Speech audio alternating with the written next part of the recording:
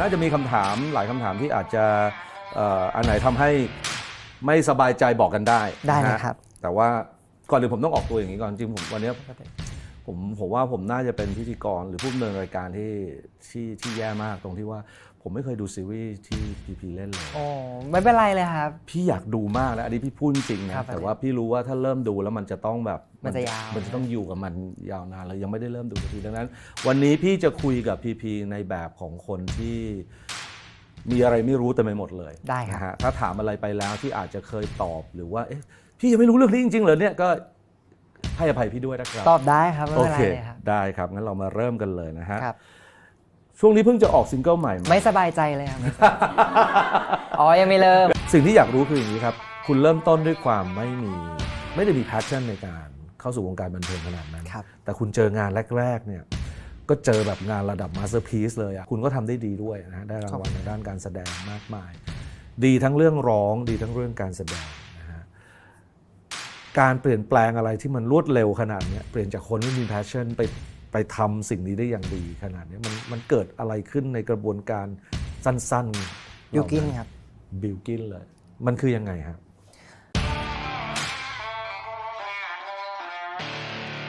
ในวงการบันเทิงนี่พีเพิ่งอยู่มาแค่3 ปีเองถ้านับที่ทำงานจริงๆคือ3 ปี3 ปีนั่นเองซึ่งจริงๆมันก็เร็วมากเลยนะเร็วมากครับผมถ้าให้นึกตอนนี้เร็วๆนะให้นิยามแล้วกันกับ3 ปีที่ผ่านมาเราจะนิยามชีวิตของเราในฐานะคนทำงานบันเทิงมา3 ปีเนี่ยว่าอย่างไรพี่สำหรับ3 ปีที่ผ่านมาใช่ไหมครับพี่รู้สึกตัวเองเป็นคนโชคดีจริงๆพี่รู้สึกว่าพี่เป็นคนโชคดีมากที่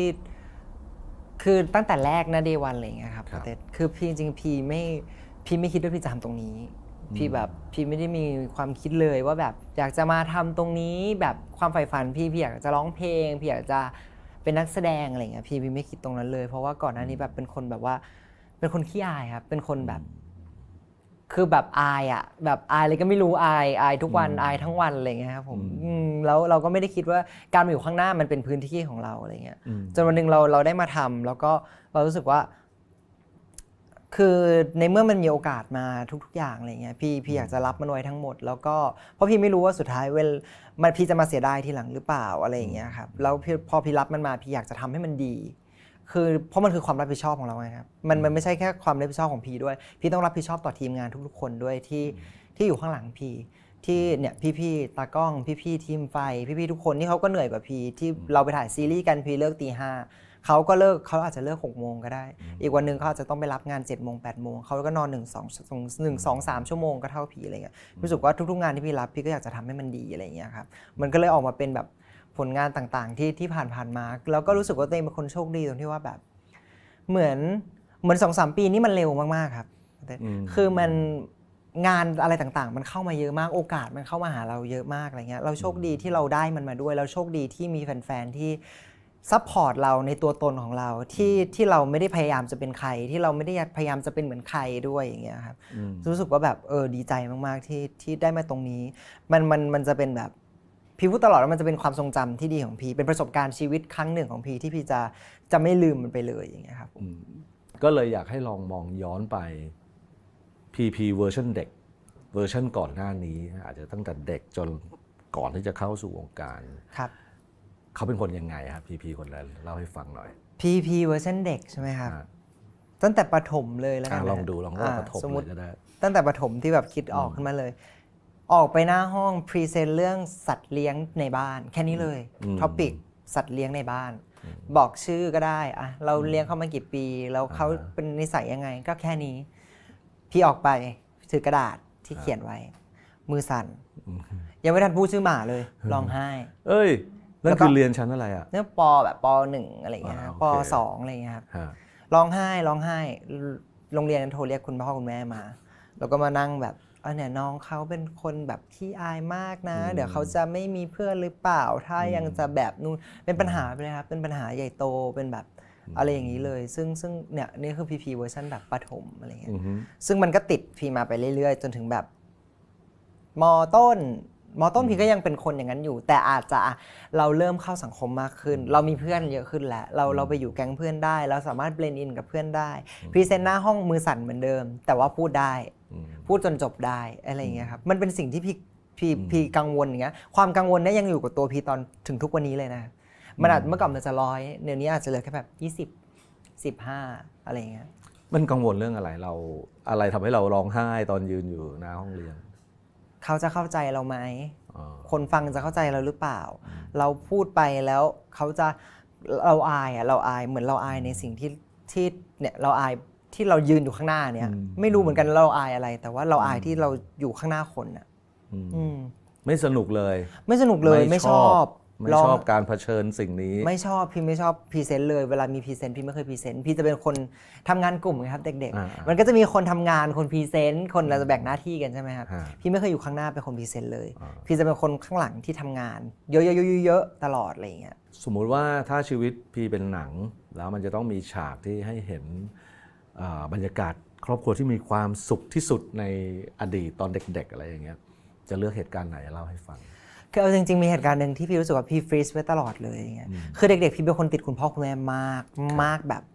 คือด้วยความที่เราเป็นขี้อายใช่ไหมครับเราก็เลยอยากจะอยู่กับคนที่เรามันเซฟที่สุดกับเราคือคุณพ่อกับคุณแม่พี่ไปห้างเงี้ย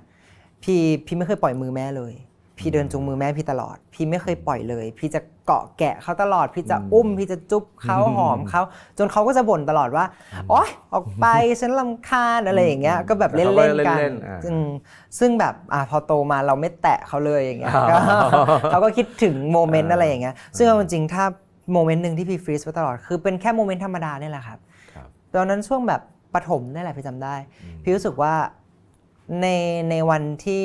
อาจจะจำไม่ได้แล้วว่าผ่านเหตุการณ์อะไรในโรงเรียนแต่ว่ามันเป็นวันแย่ๆของพี่วันหนึ่งคือเจอคุณพ่อคุณแม่พี่รู้สึกดีใจมากที่พี่เจอเขาแล้วโมเมนต์ปกติของเราก็คือเราแค่ไปดูหนังกันวันพุธพฤหัสอะไรกันเนี่ยตอนนั้นโมเมนต์ที่เราอยู่ในโรงเนี่ยแล้วเรารู้สึกว่าเนี่ยเอาจริงความสุขพี่นะพี่แค่เนี้ยพี่มี2คนนั้นพี่แฮปปี้สุดๆแล้วแบบถ้าพี่อยากจะฟรีซได้พี่อยากจะฟรีซช่วงเวลาเนี้ยที่อยู่กับคุณพ่อคุณแม่แล้วเราก็มีโมเมนต์เล็กๆแค่เนี้ยแต่มันมีความสุขสำหรับพี่มากอย่างเงี้ยพี่เคยพูดถึงชีวิตก่อนเข้าวงการว่ามีช่วงที่โตมากับการโดนบูลลี่ใช่ไหมอันนี้มันน่าจะเป็นช่วงเดียวกันกับความไม่มั่นใจในตัวเองช่วงนั้นใช่ไหมไม่มีความมั่นใจในการแต่งตัวด้วยนะฮะอันนี้ผมไม่แน่ใจว่ามันปะปนกันอย่างไรลองเล่าให้ฟังหน่อยนะครับคือถ้าถามว่าบูลลี่อะไรเงี้ยใช่ไหมครับสิ่งที่เคยโดนนะครับเหมือนเราโดนว่าแบบคือตอนนั้นเราอ้วนแล้วเราเป็นคนที่เราไม่ลงพุงนะครับแต่มันไปลงสะโพกแล้วพี่ตูดใหญ่แล้วเราก็จะโดนบูลลี่อย่างเงี้ยว่าเราตูดใหญ่อะไรอย่างเงี้ยซึ่งมันคือแรกๆมันตลกนะฮะเราก็ฮาไปกับเพื่อนอะไรเงี้ยหลังๆพอมันเยอะๆเราก็รู้สึกว่าแบบหรือเราตูดใหญ่จริงวะอย่างเงี้ยแบบนี้มันก็จะมีความรู้สึกว่าแบบพอเราหันมองกระจกแล้วแบบเฮ้ยมันเป็นอย่างที่เขาว่าจริงๆด้วยอ่ะตูดเราใหญ่อ่ะแล้วแบบกางเกงบางแบบก็เลยไม่อยากใส่อะไรเงี้ยใช่ครับมันเลยไม่กล้าจะใส่แล้วก็เลือกจะแบบเวลาลุกคือช่วงโดนหนักๆมากๆแค่ลุกขึ้นยืนเขาเรียกชื่ออะเลขที่10สมมุติพี่แค่ลุกขึ้นพี่ไม่อยากยืนครับเพราะคนจะเห็นตูดพี่ข้างหลังมันก็เป็นอย่างนั้นเลยมันก็เลยลามไปถึงทุกเรื่องแล้วแบบไม่กล้าใส่กางเกงฟิตเพราะว่าเดี๋ยวตูดใหญ่เราพยายามหาอะไรมาคุมไม่ให้เห็นคนเห็นตูดเราตลอดอย่างเงี้ยโหแล้วอย่างเวลาอยู่ในโรงเรียนมันก็ต้องใส่ชุดนักเรียนมันก็คุมอะไรไม่ได้ก็คุมไม่ได้วันที่เลวร้ายที่สุดของช่วงชีวิตแห่งการโดนบูลลี่แบบนี้มันเป็นยังไงพอจะเล่าให้ฟังได้ไหมวันที่เลวร้ายที่สุดแล้วก็คงจะเป็นโมเมนต์พวกนั้นมาครับที่เราที่แม้กระทั่งแค่คนเรียกชื่อเราเลยไม่กล้าลุกขึ้นยืนเลยเพราะกลัวว่าคนจะมามองว่าตูดเราใหญ่อย่างเงี้ยครับมันเลวร้ายนะครับจริงๆมันเป็นอะไรที่พี่รู้สึกว่าแบบงงว่าแบบเรามาถึงตรงนี้ได้ยังไงเอาจริงถ้าย้อนกลับไปได้ใช่ไหมครับตูดใหญ่ก็เรื่องของพี่ถ้าพูดใช่ไหมพี่รู้สึกว่าแบบถ้าเป็นพี่ตอนนี้พี่รู้สึกว่านี่คือร่างกายพี่ถ้าพี่พอใจที่พี่จะกินแล้วพี่จะยิ้มได้แล้วพี่จะมีบอดี้อย่างนี้พี่จะแฮปปี้พี่ก็จะคงไม่อายที่พี่จะลุกขึ้นมาแล้วมีตูดที่ใหญ่อันนี้ก็คือเหมือนกับส่งสารไปยังน้องๆที่กำลังอาจจะโดนบูลลี่ตอนนี้อยู่ใช่ครับที่จริงพี่ว่าวิธีจัดการมันแล้วแต่คนเลยจริงๆบางคน เขาไม่มั่นใจแบบนี้เขาอาจจะเปลี่ยนตัวเองเพื่อให้ตัวเองมั่นใจขึ้น หรือตัวเองอาจจะมั่นใจแบบนี้อยู่แล้ว ก็แค่แสดงออกไปให้เขาทุกคนทราบเลยว่านี่คือตัวฉัน นี่คือตูดของฉัน นี่คือตูดของฉัน ดังนั้นก็ปล่อยให้มันใหญ่ไปถ้าฉันแฮปปี้กับ ถ้าฉันแฮปปี้ใช่ครับ ซึ่งช่วงหนึ่งที่พี่ตัดสินใจไปเป็นนักเรียนแลกเปลี่ยน ครับ อันนี้มีส่วนด้วยป่ะครับ ก็มีส่วนนะครับพอเราได้ไปอยู่ในสังคมอีกแบบหนึ่งที่มีการบูลลี่ไหมมีทุกๆ ตอนนั้นไปที่ไหน ที่ ฮะโทษทีครับ โอ้ตอนนั้นไปอเมริกาครับผมเป็นไปแลกเปลี่ยนเป็นโครงการที่แบบเหมือนไปอยู่โฮสต์แฟมิลี่อะไรเงี้ยเราก็จะเลือกอะไรไม่ได้ครับผม ไปอยู่นานไหมฮะ เกือบ1 ปีครับ11 เดือนอะไรเงี้ยก็นับเป็น1 ปีได้เลยอย่างเงี้ยครับผม เป็นยังไงบ้างครับไปอยู่ที่นั่นเราเจออะไรที่เราไม่ได้เห็นที่นี่ เราอึ้งไปหมดเลยครับคืออย่างแรกเลยคือพี่ไปอยู่รัฐไวโอมิงครับ มันเป็นยังไงครับพี่เคยได้ยินแต่ชื่อหน้าตาเป็นยังไงฮะไวโอมิง พี่ไม่เคยได้ยินชื่อเลยด้วย โอ ซ้ำ เค เมื่อก่อนหน้าที่จะไปครับคือพี่ไม่เคยได้ยินชื่อนี้ พี่ เลย จะเคยได้ยินชื่อเวลาประกวดMiss USA ครับก็จะมีไวโอมิง ก็จะมีไวโอมิงมาตลอดใช่ไหมครับ ใช่ครับ พี่ไม่เคยได้ยินชื่อเลยพี่ว่าแบบไวโอมิงคืออะไรครับแบบตั้งแต่แรกที่พี่ฟังมาไวโอมิงคืออะไรอ่ะ ครับ นี่จะพาพี่ไปไหนเนี่ยเขาก็แบบส่งรูปบ้านโฮสต์มาให้ดูไวโอมิงคือเหมือนเป็นรัฐที่อยู่แบบซ้ายกลางๆตอนบนอ๋อโอเค อันนี้คือ LA ใช่ไหมครับนี่คือแคลิฟอร์เนียไวโอมิงอยู่ประมาณตรงเนี้ยครับและอยู่บนหน่อย แล้วก็เถิบมาตรงกลางนิดๆ ตรงกลางนิดเป็นสี่เหลี่ยมแบบพอดีเป๊ะเลยครับผม โอเค ใช่ครับเป็นรัฐที่คนน้อยที่สุดในอเมริกา อ๋อเหรอ คนอยู่อาศัยน้อยที่สุดครับผมแล้วก็เป็นแบบมีความเป็นแบบคันทรีไซด์ของเขาสุดๆไปเลยแบบสุดโต่งแบบถ้าคนเคยเห็นคาร์บอยแต่งตัวขี่ม้านั่นคือคนที่นั่นแต่งตัวกันจริงโอเค ๆครับผม แล้วเราทำอะไรกันบ้างครับใน1 ปีนั้น มันดูไม่มีอะไรทำยังไงไม่รู้ 1 ปีนั้นไม่มีก็ถามว่ามีอะไรทำไหมแทบไม่มีอะไรทำเลยพี่ช็อกมากคือเขาเจอช็อกสุดๆคือเราพี่โตกับสุขุมวิทใช่ไหมครับและพี่ไปอยู่ในจู่อีกทีที่ไปอยู่ทุ่งนาเลยไปเปิดประตูหน้าบ้านมาแล้วมีกวางอยู่ข้างหน้าอย่างเงี้ย พี่ก็ฮะแล้วการที่แบบสมมุติเราบอกโฮสต์เราว่าเราอยากไปช้อปปิ้งในหัวเราคือห้างที่มีทุกอย่างช้อปปิ้งเขาคือวอลมาร์ทอะไรอย่างเงี้ยครับซูเปอร์มาร์เก็ตใหญ่ๆที่ไม่มีอะไรเลยคือมีอะไรไหมมีเต็มไปหมดแต่ว่าไม่ได้มีอะไรที่เราอยากจะเจอเลยอะไรอย่างเงี้ยครับซึ่งแบบเราก็งงแล้วก็แต่ว่าจริงๆเป็นช่วงเวลาที่พี่รู้สึกว่าพี่ได้ใช้เวลากับตัวเองมากที่สุดมันจนทำให้พี่รู้สึกว่าพี่เรียนรู้อะไรกับของพี่เรียนรู้แบบข้างในเนี่ยของตัวเองได้เยอะที่สุดเลยอ่ะเพราะว่ามันอยู่คนเดียวใช่ไหมครับเพื่อนมีเราก็มีสังคมที่นู่นแล้วไม่อาจจะมีเพื่อนแต่กิจกรรมที่คนที่นู่นเขาทำกันก็ไม่ได้มีอะไรมากเลิกเรียนนั่งรถเข้า drive to กินขนมกินเบอร์เกอร์อะไรต่างๆกันไปดูหนังบ้างโยนโบว์ลิ่งบ้างไปบ้านเพื่อนบ้างนั่งเมาส์นั่งเล่นเกมกันซึ่งจริงๆแบบกิจกรรมเหล่านี้อยู่กรุงเทพพี่ไม่ได้ทำเลยเราเลิกเรียนเราไปห้างเราไม่ค่อยได้เล่นกับเพื่อนด้วยซ้ำใช่เราไม่ได้แบบมีโมเมนต์คือมันทุกอย่างพี่นุ่นเขาจะขับรถได้ใช่ไหมครับ16เขาก็ขับได้แล้วอะไรเงี้ยเราก็จะแบบได้มีโมเมนต์นั่งรถเพื่อนไปแบบไปบ้านเพื่อนบ้านไปแฮงเอาท์บ้างอะไรเงี้ยแต่มันก็จะต่างกับที่ไทยตรงที่ว่าแบบเลิกเรียนพิเศษหลังจากเรียนพิเศษเราจะทำอะไรอะไรอย่างเงี้ยครับอีกอันนึงที่ดูเป็นเรื่องพิเศษในการไปอยู่ต่างประเทศคราวนี้ก็คือลดน้ำหนักได้ใช่ลดน้ำหนักได้15 กิโลใช่ครับผมคือมันลดเองหรือเราตั้งใจลดให้ได้เราตั้งใจครับจริงๆมันเกิดจากความตั้งใจของพี่เองที่พอพี่ไปอยู่ที่นู่นแล้วพอมันว่างใช่ไหมครับสิ่งที่พี่เสพเยอะที่สุดอ่ะคือเสื้อผ้ามันเริ่มมาจากที่นู่นแหละครับมันสิ่งที่พี่เสพเยอะที่สุดคือเสื้อผ้าคือเหมือนเราอ่ะว่างมากแล้วเราเข้าแบบ IG อะไรอย่างเงี้ยปกติมันเด้งขึ้นมาใช่ไหมพอมันเด้งขึ้นมาใช่ไหมครับแล้วพอพี่กดเข้าไปอัลกอริทึมมันจับมันก็จะเด้งสิ่งเดิมๆซ้ำๆมาไปเรื่อยๆอย่างเงี้ยซึ่งเราก็เริ่มดูเสื้อผ้าแล้วว่าเฮ้ยอันนี้สวยจังเฮ้ยพอเราโฟกัสอยู่กับตัวเองมากๆหมายความว่าเรามองที่ตัวเราเป็นหลักอะไรอย่างเงี้ยเราเลยรู้สึกว่าอยากใส่อย่างเงี้ยแต่ถ้าจะใส่อย่างเงี้ยพี่ว่าใส่ให้สวยอ่ะพี่ว่าพี่ต้องสูงกว่านี้อะไรอย่างเงี้ยมันเริ่มเป็นดีเทลต่างๆที่เราเริ่มมากลับมามองตัวเองกับเปรียบเทียบกับเสื้อผ้าที่เราอยากใส่อะไรอย่างงี้มั้งครับมันเลยทำแล้วพอเรามีเวลาด้วยอะไรอย่างเงี้ยมีเวลาอยู่กับตัวเองเยอะมีเวลาดูแลตัวเองเยอะอย่างเงี้ยเราก็เลยโฟกัสไปที่ว่าโอเคเราอยากจะลดน้ำหนักดีกว่าเพื่อฉันจะได้ฟิตอินกับเสื้อผ้าที่ฉันอยากจะสั่งอันเนี้ยแล้วอยู่อเมริกาคือทุกคนก็รู้อยู่แล้วว่าจริงๆพออยู่อเมริกาการแบบสั่งของมาส่งอ่ะมันง่ายมากแล้วมันเร็วมากเลยครับมันเร็วจนแบบตกใจเลยอ่ะพี่กด ของมาจากนู่นนิวยอร์ก1 วันถึง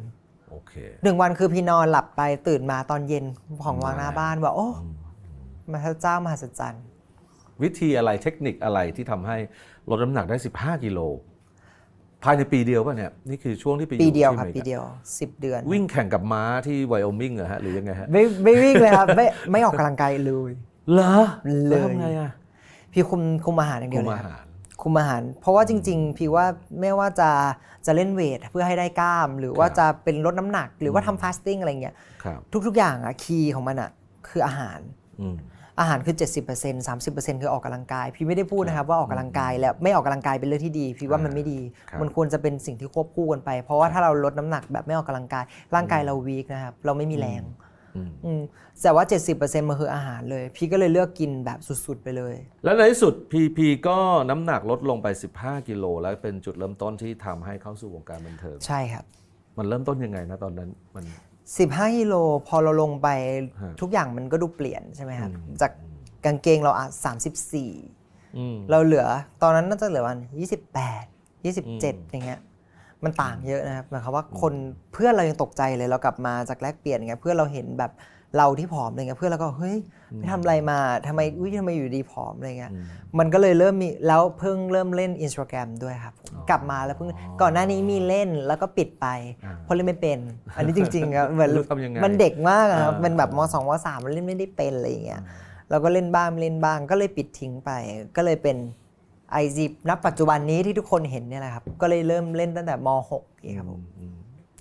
จากข้อมูลเนี่ยการเข้าวงการของ PP เนี่ยส่วนหนึ่งเพราะว่าการทำงานในวงการบันเทิงมันเป็นฝันและ passion ของเพื่อนสนิทคือบิลกิน ครับ อันนี้มีส่วนด้วยหรือเปล่าที่ทำให้เราเองก็คล้ายๆกับว่าตามเพื่อนเข้ามา พี่ว่าเป็นส่วนใหญ่เลยครับผม เป็นส่วนใหญ่เลย ถ้าพูดถึงจุดเริ่มต้นบิลกินเป็นแรงบันดาลใจให้พี่เข้ามาทำตรงนี้เลย เป็นคนที่ทำให้พี่คือทุกวันนี้พี่ว่าเขาคือคนที่ทำให้พี่มาถึงตรงนี้นะครับ ถ้างั้นเล่าให้ฟังหน่อยวันที่เจอกันครั้งแรกเนี่ยมันเจอกันได้ยังไง เจอกันที่เรียนพิเศษใช่ไหม ใช่ครับ คือนั่งเรียนพิเศษด้วยกันในห้องเนี่ยแหละครับผม ครับ เจอกันเป็น10ครั้งเลยไม่เคยคุยกันสักครั้ง ก็แค่มาเรียนพิเศษห้องเดียวกันเฉยๆ หมั่นไส้ นะ กันหมั่นไส้กัน อ๋อเหรอยังไงมันมีอะไรนะ ก็ หมั่น เรา ไส้ จะเขม่งกัน พี่ก็จะเอาเพื่อนพี่มาข่มเขาเพราะเขาอยู่คนเดียวไงฮะ อ๋อ เรามีพวก นี่ไงเนี่ยบูลลี่เขาแล้วเนี่ย ไม่แต่เราไม่ได้ทำอะไรเขาเลยนะ อ๋อ เราไม่ได้ โอเค พูดจา โอเค อะไรอย่างนี้เลย โอเค แต่ว่าเรารู้สึกว่ารัศมีแล้วว่าเขาแบบพยายามเขม่งเรานิดนึง เรามีเพื่อนเรามีพวกงานเราก็เอามาข่มเราก็เสียงดังคุยกับเพื่อนเราเต็มไปหมดอะไรอย่างเงี้ยเขาก็จะรู้สึกว่าเขาตัวเล็กในห้องอะไรเงี้ยเราข่มเขาด้วยฝูงชนอย่างเงี้ยครับก็เขม่งกันอะไรเงี้ยแต่ว่าพี่ก็ไม่ได้ใส่ใจอะไรมากเขาก็ไม่ได้ใส่เราก็ไม่ได้โฟกัสว่าแบบฉันมาที่นี่เพราะฉันจะมาเขม่งเธออะไรเงี้ยก็ไม่ใช่อะไรเงี้ยแค่เรารู้สึกว่าแบบดูไม่ถูกกันนะดูแบบ ดูน่าแกล้ง แบบ เป็นใครอะอะไรอย่างเงี้ยเขาก็จะมองเราแบบอะไรอะอะไรอย่างเงี้ยครับผม แล้วสนิทกันได้ยังไงอะเริ่มอย่างเงี้ย เขาเข้ามาคุย อ๋อ เพราะว่าพอเขารู้ว่าพีเข้ามาอยู่ที่นาดาวบางกอกครับผม อ๋อ คือช่วงนั้นก็จะเป็นช่วงที่คนติดต่อเข้ามาเยอะมาก ไม่ว่าจะ ครับ แบบสีนู้นสีนี้อะไรต่างๆอะไรเนี้ยครับผมก็ติดต่อเพิ่มเหมือนคนเริ่มเห็นเรามากขึ้นใน Instagram นะครับ โอเค เขาก็เลยติดต่อมาผ่านคุณแม่บ้าง ผ่านแบบพี่ๆในวงการบ้างอะไรอย่างเงี้ยครับแล้วก็เลยตัดสินใจว่าโอเค สุดท้ายเราอยู่นาดาวบางกอกเพราะเรารู้สึกว่ามันน่าจะดูฟิตอินกับเราในวัยนี้ที่สุด ครับ 17 18อะไรอย่างเงี้ยครับ ครับ ก็เลยรู้สึกว่าเลือกที่นี่ดีกว่า พอเขารู้ว่าเรามาอยู่ด้วยแล้ว เหมือนอีก2วันอะไรอย่างเงี้ยครับจะมีเวิร์กช็อปด้วยกันเขาจัดคลาสเวิร์กช็อปไปเรียน acting class อะไรอย่างเงี้ย อ๋อ ครับผมเขาก็เลยรู้ว่าเราจะต้องไปเจอเขาแหละ อืม แล้วคราวนี้เขาก็เลยเริ่มตัดสินใจเดินมาคุยกับพี่ก่อนอะไรเงี้ยครับเราก็เลยคุยด้วยกันดีๆอะไรเงี้ยจนสุดท้ายก็เลยสนิทกันเพราะว่าพอเราเริ่มสนิทกันเราก็เลยรู้ว่าจริงๆเราไลฟ์สไตล์เราเหมือนกันเลย เหรอ ครับผม ยังไง เรา ฮะ เรากิน ที่ว่าเหมือนกัน เรากินข้าวอาหารแบบเดียวกัน จืดๆเหมือนกัน จืดบิวกินไม่กินเผ็ดพี่ก็ไม่กินเผ็ดช่วงนั้น โอเค ครับผมบิวกินไม่กินเผ็ดพี่ก็ไม่กินเผ็ดช่วงแรกๆตอนหลังๆเนี่ยพี่เพิ่งมาเริ่มกินเผ็ดครับผม แล้วบิวกินไม่กินน้ำพริกพี่ไม่กินน้ำพริก กินของกินอ่ะพี่ว่า 95%พี่กินคล้ายบิวกินหมดเลย ครับผม มันเลยทำให้กินข้าวด้วยกันง่ายขึ้น ใช่เวลาเราไปกินข้าวเราจะสั่งอะไรที่มันชอบความชอบเราเหมือนกันไงครับ มันก็เลยสบาย เหมือนเราชอบเรื่องรถวิลกินก็จะชอบเรื่องรถเหมือนกับเราอะไรอย่างเงี้ยเราก็จะคุยกันถูกคอในแบบเรื่องของความชอบส่วนตัวกันอะไรอย่างเงี้ยครับ จากข้อมูลเนี่ยเขาบอกว่าบิลกินเป็นคนที่มี passion ในเรื่องการเป็นศิลปินอยากทำงานในวงการบันเทิงสูงแต่พีไม่เลย พี่ไม่มีเลยครับ แปลว่าช่วงแรกที่เราเข้ามาอยู่นาดาว มันก็ไม่ได้เป็นฝันอะไรของเราซะขนาดนั้น ก็ไม่ได้เป็นฝันไม่ได้เป็นความคิดอะไรของเราเลยครับผมแค่กลับมาเราเซลล์ขึ้นนะครับหมายความว่าเราเริ่มเซลล์ขึ้นแล้วเราไปเจอสังคมอีกแบบหนึ่งที่เขาไม่ได้จัดเราจากอะไรเลยอ่ะคือพี่ไปเรียนเมืองนอกพี่งงมากที่ทุกคนเดินไป10 คนแต่งตัวคนละ10 แนวเลยเพราะว่ามันไม่ได้มียูนิฟอร์มเหมือนเราใช่ไหมครับแต่ไม่ได้มีคนนึงเดินมาบอกอีกคนนึงว่าวิใส่อะไรอ่ะนักอะไรอ่ะนี่เสื้ออะไรอ่ะนี่กางเกงอะไรอ่ะไม่มีใครสนใจไม่มีคนสนใจว่ากางเกงตัวละ 3,000 กางเกงตัวละ 500 กางเกงตัวละ 30,000 100,000 500,000ไม่ได้มีใครถามด้วยซ้ำไม่มีใครแคร์เลยผู้คนข้ามจุดนั้นไปแล้วเลยอ่ะข้ามไปแบบข้ามไปเลยแล้วก็มานั่งคุยกันในเรื่องที่เป็นเรื่องที่แบบอุปนิสัยใจคอที่ไม่ใช่ข้างนอกเลยอ่ะซึ่งพี่รู้สึกว่าแบบอุ้ยเกิดมาพี่ไม่เคยเจออย่างเงี้ยพี่เรียนโรงเรียนมาพี่10 กว่าปีพี่ไม่เคยเจออย่างนี้เลยครับที่ปกติเราไปเฮ้ยรองเท้าอะไรรองเท้าเท่ว่ะนู่นนี่ว่ะฉันมีอันนี้นะอันนี้กำลังป๊อปอันนี้กำลังมาอันนี้คือข้ามไปเลยแล้วเจอคนที่เข้ามาหาเราถามว่าเราเป็นคนยังไงที่เราเป็นยังไงจริงๆไม่ได้ถามว่าอุ้ยแต่งตัวอย่างนี้ไม่น่าคุยด้วยหรอกไม่มีอะอย่างเงี้ยครับมันเลยทำให้เรากลับมาเราเลยไม่แคร์มากขึ้นมั้งว่าจริงๆเพื่อนเราจะใส่อะไรเราก็ข้ามไปเลยเราไม่ได้มองด้วยน่าเกลียดถูกผิดเพื่อเราข้ามไปเลยเราก็พยายามจะเพื่อเราเป็นยังไงมากกว่าเพื่อเราโอเคไหมเพื่อเราวันนี้เราไปกินอะไรกันดีเราถามเรื่องกิจกรรมที่เราไม่ได้มองกันว่าแบบข้างนอกเธอเป็นยังไงอะไรอย่างเงี้ยครับแล้วอันนี้มันเลยทำให้เรามั่นใจขึ้นป่ะมันเลยทำให้ภาพลักษณ์ที่เราพรีเซนต์ออกมาไม่ว่าจะใน IG หรืออะไรมันก็เลยอาจจะ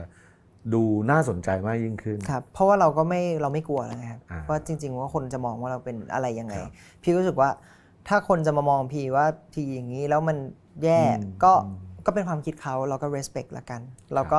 ก็มันเป็นความคิดเห็นของเขาเราข้ามใครไม่ได้อยู่แล้วคนเราโตมาก็ต่างกันเรียนมันก็คนละที่พ่อแม่คนละพ่อแม่กันอะไรเงี้ยครับเพื่อคงไปห้ามเขาคิดไม่ได้แต่ว่าเราเลือกจะเสพมากกว่ากับสิ่งดีๆที่มันจะเข้ามาหาเราอะไรเงี้ยครับผมแล้วเราก็เลือกที่จะเชื่อตัวเองมากขึ้นด้วยว่าถ้าพี่ตัดสินใจแล้วพี่ว่ามันดีพี่ว่ามันก็ต้องดีแหละอะไรเงี้ยครับจากตอนแรกที่อาจจะเรียกว่านาดาวมาชวนแล้วเราก็ลองเข้ามาโดยที่ยังไม่ได้มีแพชชั่นอะไรเรื่องนี้มากนักเนี่ยจุดเปลี่ยนมันอยู่ตรงไหนฮะที่ทำให้เริ่มรู้สึกว่าเฮ้ยหรือเราก็ทำสิ่งนี้ได้ดีหรือเราก็ชอบที่จะทำสิ่งนี้พี่ว่านาดาวเปลี่ยนพี่ไปด้วยนะครับนาดาวเป็นส่วนใหญ่เป็นส่วนแบบเป็นเมนที่ทำให้พี่เป็นพี่ทุกวันนี้เลยนะต้องขอบคุณเขาจริงๆขอบคุณแบบพี่ๆทุกคนเลยที่อยู่ในนาดาวไม่ว่าจะเป็นแบบกระทั่งพี่ๆแม่บ้านจนถึงขั้นแบบพี่ยงหรือว่าพี่แทดพี่ที่เคยดูแลพี่มาทั้งหมดพี่รู้สึกว่าคนเหล่านี้ grooming พี่ให้พี่เป็นพี่ทุกวันนี้เลยพี่ขอบคุณจริงๆครับผมแล้วก็คือพอเข้าไปนาดาวเขามีวิธีการจัดการเด็กของเขาวิธีการ operate เด็กเขาที่เขาไม่เคยบอกให้พี่ต้องพี่อย่าทำในสิ่งที่มันไม่ดีใช่เขาสอนพี่เรื่องนี้แต่เขาไม่เคยเปลี่ยนตัวตนพี่เลยเขาไม่เคยเปลี่ยนตัวตนหรือความเป็นพี่อะไรเลยเขาไม่เคยมาสอนพี่ว่าพี่อย่าเป็นแบบนี้นะพี่ห้ามเดินแบบนี้พี่ห้ามพูดแบบนี้เขาไม่เคยมาพูดอย่างนี้พี่เขามีแต่ว่าพี่ควรตอบคำถามแบบนี้นะพี่จะได้พี่แล้วมันจะได้โชว์ทัศนคติของพี่ที่มันดียิ่งขึ้นมีแต่สอนให้พี่เป็นตัวเองไม่เคยสอนให้พี่ต้องเปลี่ยนแปลงตัวเองให้เป็นใครเลยไอ้ความที่คืออันนี้แวะพูดเรื่องนาดาวหน่อยก็ดีเนื่องจากว่าก็ต้องยอมรับว่า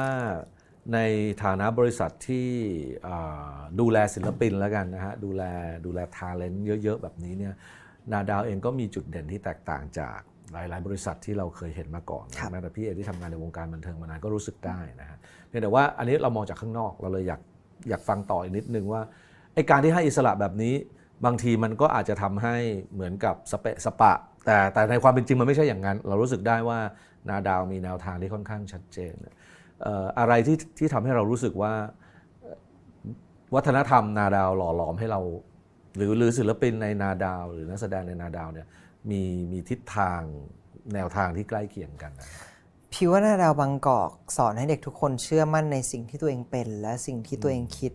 เสมอครับผมเขาไม่เคยเขาส่งงานมาตั้งแต่ day one เรามีสิทธิ์รับหรือไม่รับนี่เรื่องของเราแล้วหนึ่งรับก็ได้ไม่รับก็ได้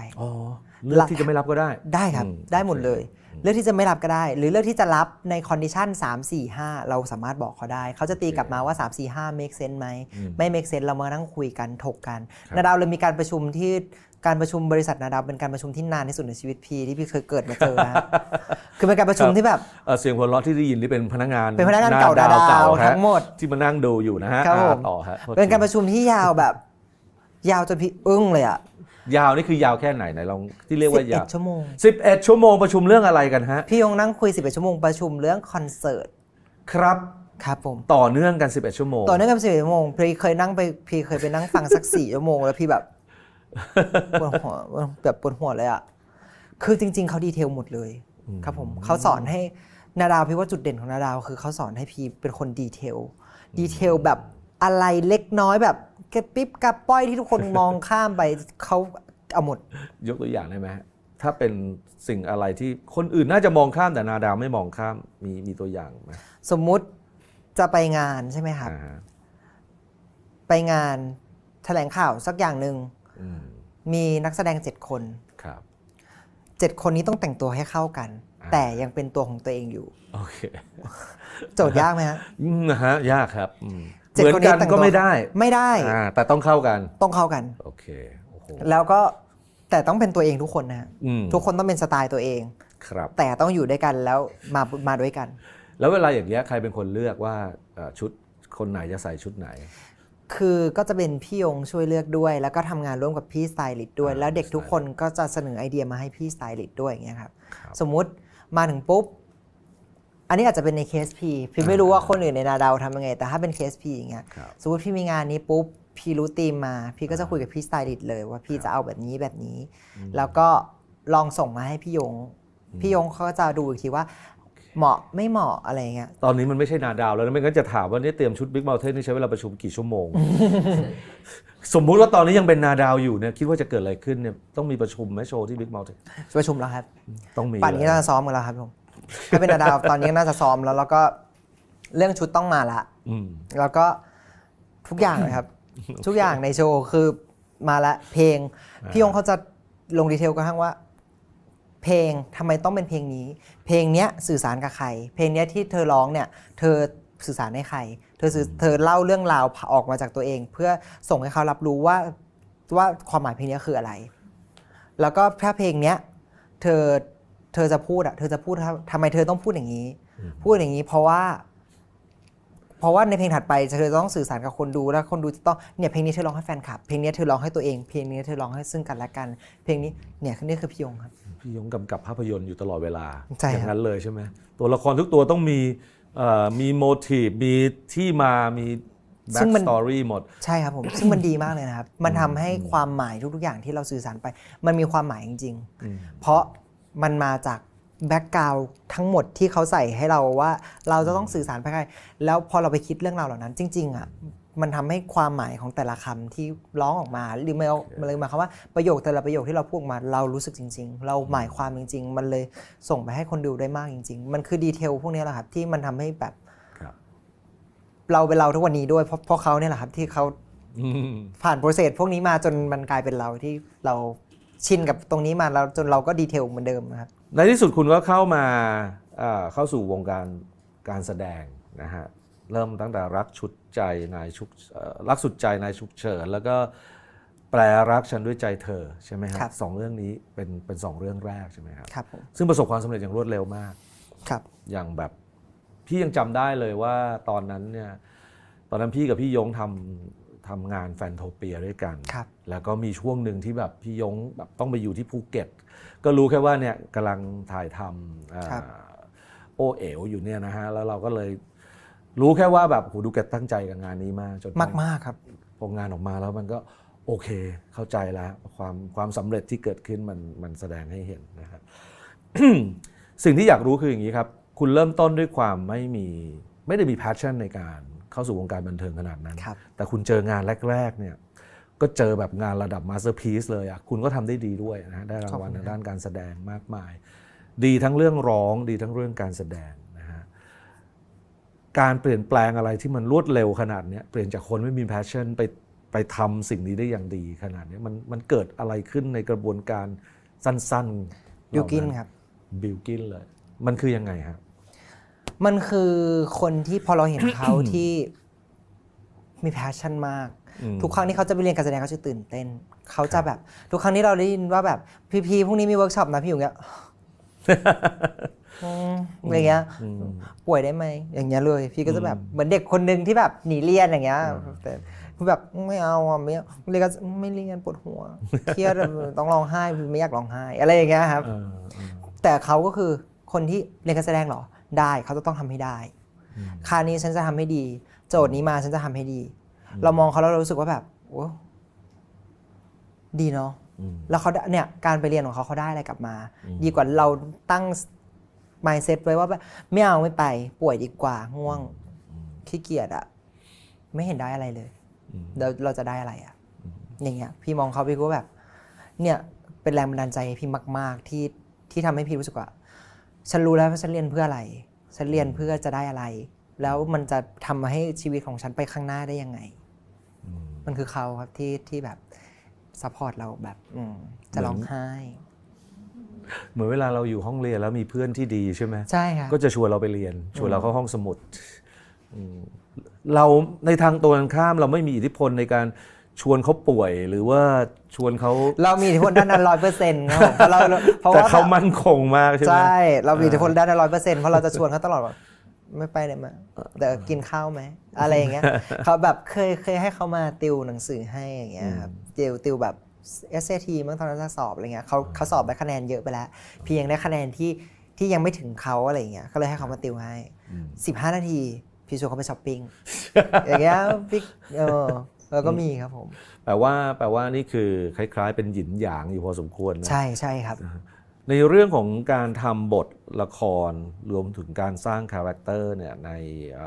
ละครเรื่องแปลรักฉันด้วยใจเธอเนี่ยก็คือ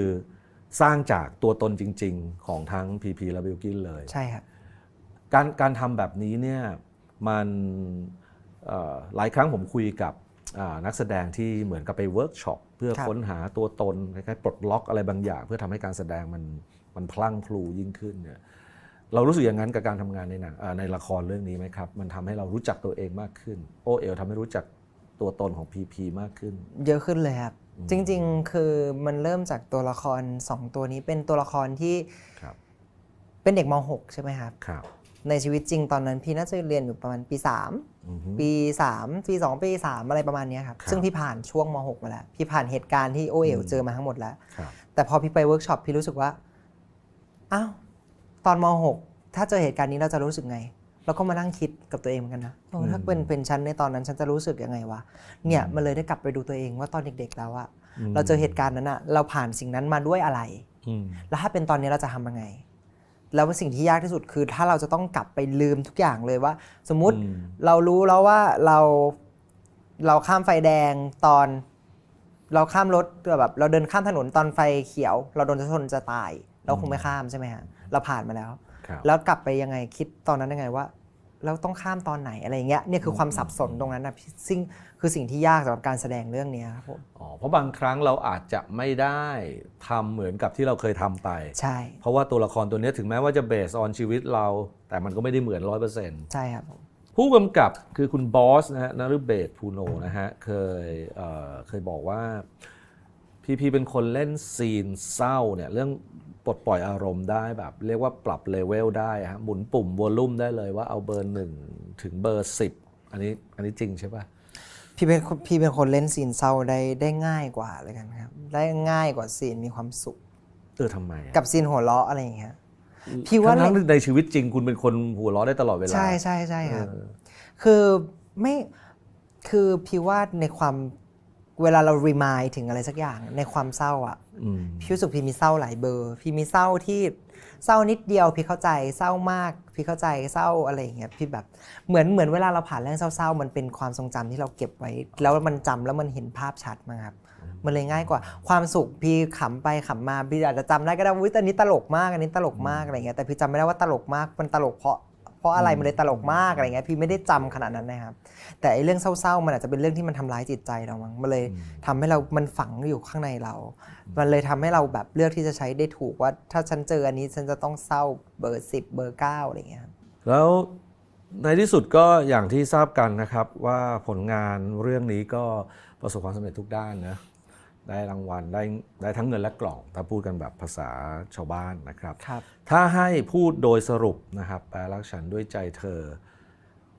การทำงานในซีรีส์นี้พีภูมิใจกับอะไรมากที่สุดในช่วงเวลาเหล่านั้นครับพี่ในช่วงเวลาเหล่านั้นใช่ไหมครับพี่ภูมิใจกับตัวเองด้วยที่เราผ่านเวลาตรงนั้นมาได้ผ่านงานตรงนี้มาได้เพราะว่ามันคือ challenge ใหม่ของพี่จริงๆครับผม ambulance คือเราเป็นนักแสดงสมทบใช่ไหมครับอันนี้เป็นนักแสดงเมนเราไม่เคยมีโอกาสได้เป็นเมนเลยนี่คือครั้งแรกที่เราได้เป็นเมนแล้วการทำงานระบบการทำงานต่างๆหรืออะไรการทำกันบ้านต่างๆในคาแรคเตอร์คือต่างกับที่เป็นสมทบมากๆอย่างเงี้ยครับมันต่างไปเลยมันเปลี่ยนวิธีมุมมองการทำงานของพี่ไปเลยมันเปลี่ยนอะไรหลายๆอย่างในชีวิตพี่ด้วยหลังจากซีรีส์เนี่ยครับผมพี่รู้สึกว่าพี่ภูมิใจกับตัวเองด้วยและพี่ภูมิใจกับทีมทุกๆคนที่อยู่ในแปรรักฉันด้วยใจเธอเลยครับทั้งพาร์ท 1พาร์ท 2พี่ภูมิใจมากๆพี่รู้สึกว่าแบบนี่คือคนที่อยู่ข้างหลังที่ไม่ได้เก่งน้อยไปกว่าคนข้างหน้าเลยอะเก่งกว่าด้วยมันเลยทำให้คนข้างหน้าออกมาได้อย่างเงี้ยครับภูมิใจมากๆกับทีมนี้ครับแล้วก็ดีใจที่ได้มีประสบการณ์นี้มากๆเลยครับมาถึงสเต็ปต่อไปคือการร้องเพลงเราเป็นคนชอบร้องเพลงมาก่อนหน้านี้ไหมไม่เลยครับอันนี้คืองงมากๆว่าตัวเองเดินทางมาถึงตรงนี้ได้ยังไงอะไรอย่างเงี้ยครับผมอันนี้คือสิ่งที่งงเหมือนกันเพราะว่าไม่เคยร้องเพลงไม่เคยเรียนร้องเพลงแล้วก็ฮึมฮัมอยู่บนรถฮึมฮัมแบบ 2-3 คำด้วยไม่ใช่คนแบบว่าแบบฉันเป็นแบบแฟนตัวยงในการฟังเพลงอะไรอย่างเงี้ยไม่ใช่พี่เลยครับผมพี่ก็ฟังเพลงป๊อปทั่วไปโตมากับเพลงแบบคามิกาเซ่อะไรอย่างเงี้ยเคป๊อปอะไรอย่างเงี้ยเราก็ฟังอะไรที่เขาฟังกันพี่ตูนอะไรแบบพี่สแตมทุกคนอะไรอย่างเงี้ยครับผมเพลงฮิตทั้งหลายแหล่เนี่ยก็คือเราก็ฟังตามเขามาอะไรอย่างเงี้ยครับแล้วก็งงว่าแบบอยู่จุดหนึ่งเราก็เดินทางกันมาถึงตรงนี้ที่แบบฉันปล่อยซิงเกิลที่ 3 อะไรอย่างเงี้ยก็งงเบเหมือนกันนะครับผมพาร์ทนึงเลยนะครับที่เป็นพาร์ทใหญ่สุดๆเลยที่ทำให้พี่มั่นใจเหมือนทุกวันนี้คือแฟนคลับ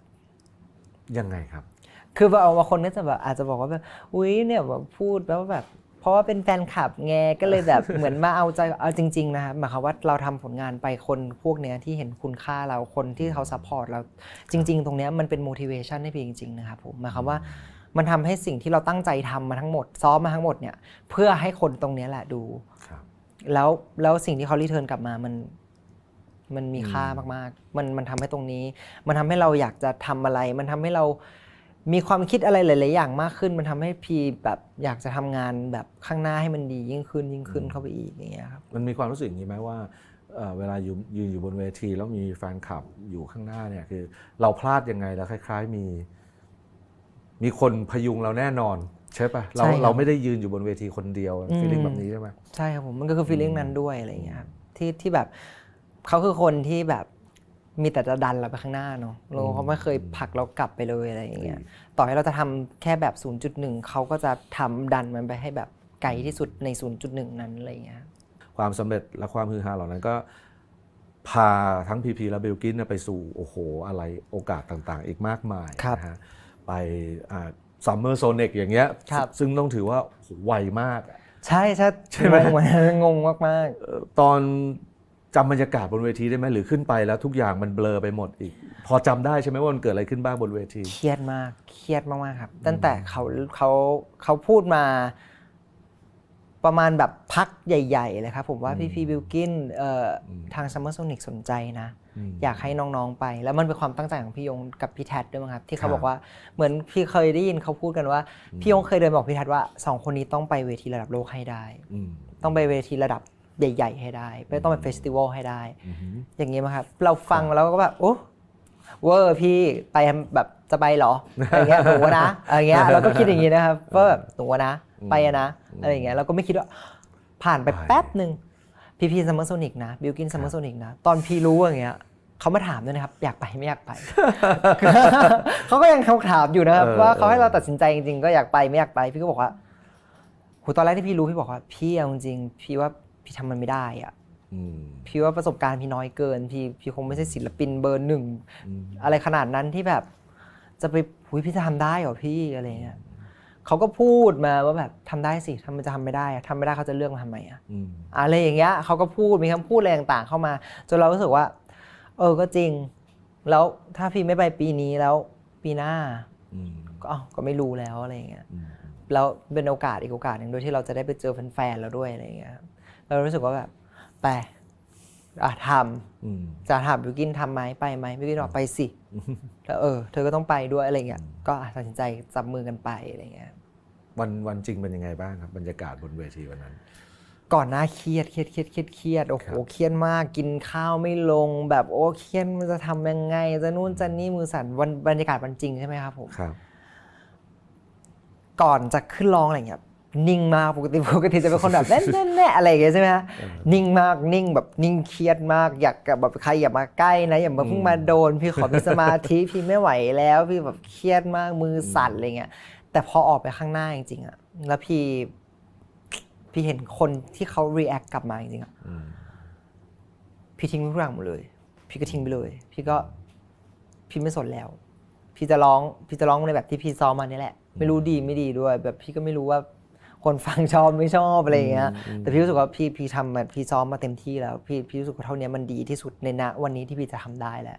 พี่จะทำอย่างนี้แล้วพี่จะออกไปแล้วพี่จะแฮปปี้พี่จะไม่เครียดแหละเพราะว่าถ้าพี่ไม่แฮปปี้พี่คงจำข้างหน้านี้ไม่ได้ว่าความรู้สึกมันเป็นยังไงอะไรเงี้ยครับผมเสร็จปุ๊บก็คือแบบโล่งแบบ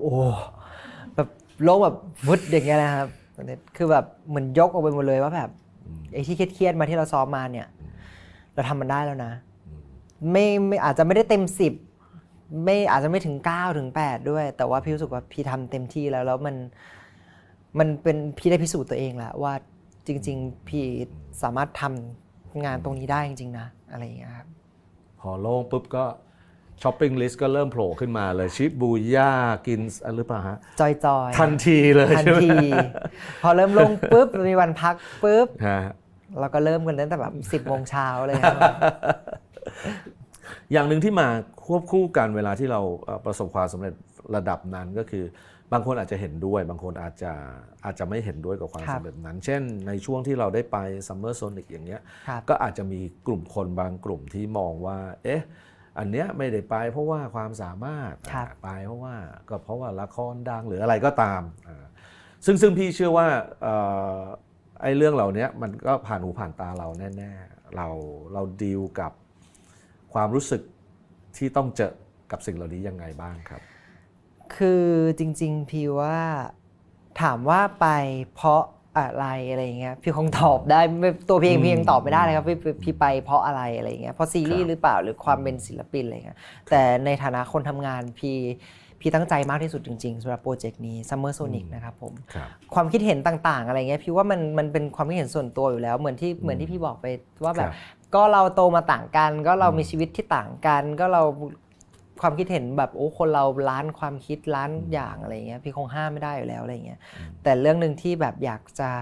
ให้เข้าใจกันอะไรเงี้ยคืออยากจะให้เกียรติซึ่งกันและกันมากกว่า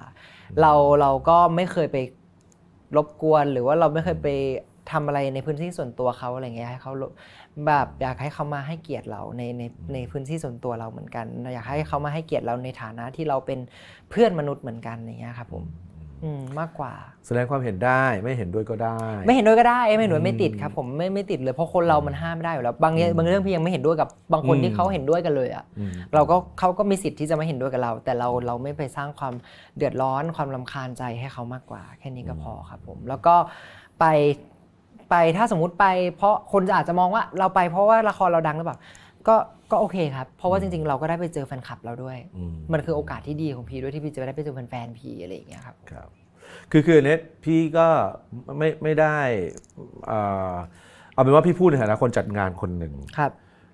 จริงๆถ้าจะเชิญศิลปินหรือเชิญใครมาแสดงบนเวทีในงานของพี่เพราะละครดังสำหรับพี่นะ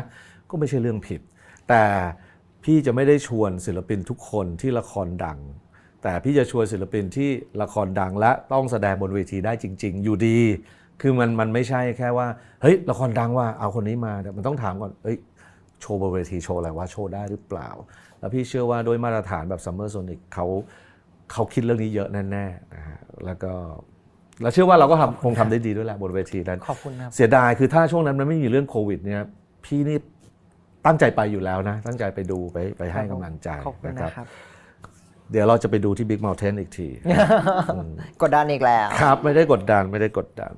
มาถึงอีกเรื่องหนึ่งที่มันความจริงมันเกี่ยวเนื่องกันแล้วก็เป็นเรื่องที่ถกเถียงกันอันนี้ถามความเห็นส่วนตัวในมุมมองของ PP คำว่าศิลปินคืออะไรแล้วก็หน้าที่ของศิลปินคืออะไรศิลปินคืออะไรพี่ว่าศิลปินก็ศิ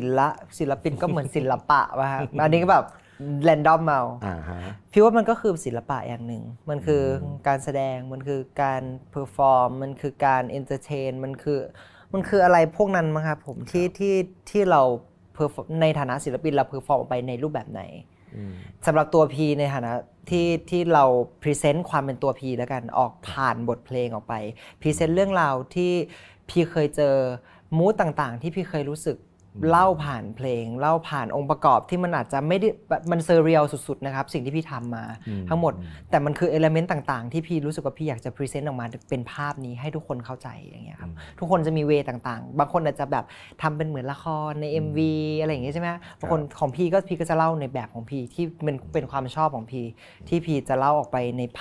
าพเนี้ยให้ทุกคนรู้สึกอย่างเงี้ยครับผมพี่เนี่ยไม่รู้เหมือนกันว่าศิลปินจำกัดความว่าอะไรอย่างเงี้ยครับผมแต่เราก็คือกำลังทำงานศิลปะอยู่ใช่แล้วเราพยายามเพอร์ฟอร์มอาร์ตออกไปมั้งครับแล้วก็